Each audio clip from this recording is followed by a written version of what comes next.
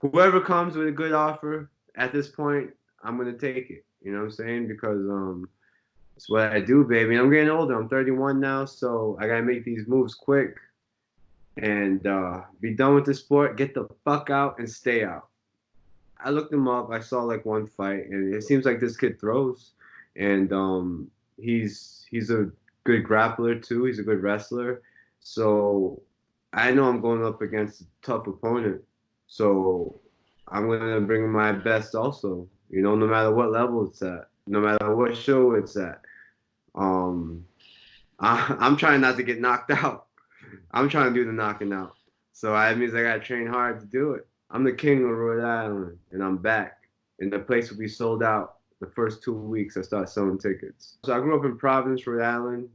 The first 14 years of my life, you know, just coming from a family of immigrants, Asians. So my parents worked as hard as they can, but no matter what they did, you know, it was just to put food on the table and to pay their rent, you know. So it's not like I had the greatest things growing up, but I must say that when I did want something, my parents they worked their asses off to get it for me. And they always told me to like work hard and follow my dreams. And you know, they tried to preach the school stuff to me, but once I got to a certain age, they already knew that it was sports, that something I was gonna do something in sports. And I was soccer at that time, you know, and shit. Out of high school, I started fighting, and it became fighting.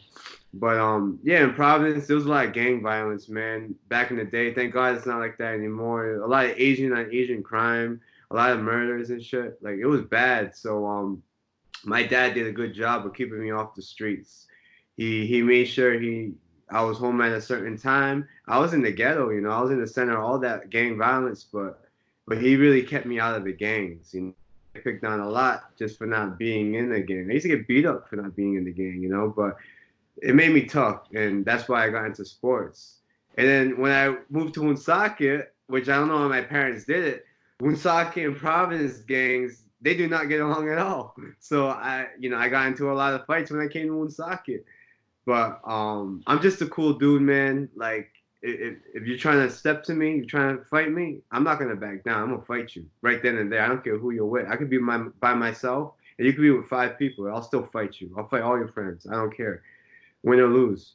So that's how it was growing up for me. But it took about maybe 6 months of that in Woonsocket, and then they were just like, "Yo, this cat is cool. This guy is cool." Like, and then they just started all being friends with me, and you know, I'm all my years in Woonsocket. Some of my best friends are in Woonsocket. Some of my biggest supporters.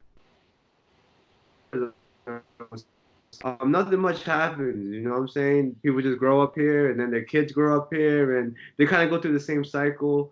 So I'm one of those guys that made it out of Woonsocket and made it big, growing up from Woonsocket, going to the high school there. So, you know, I try to do as much as I can with the community. That's why I'm glad that I moved back.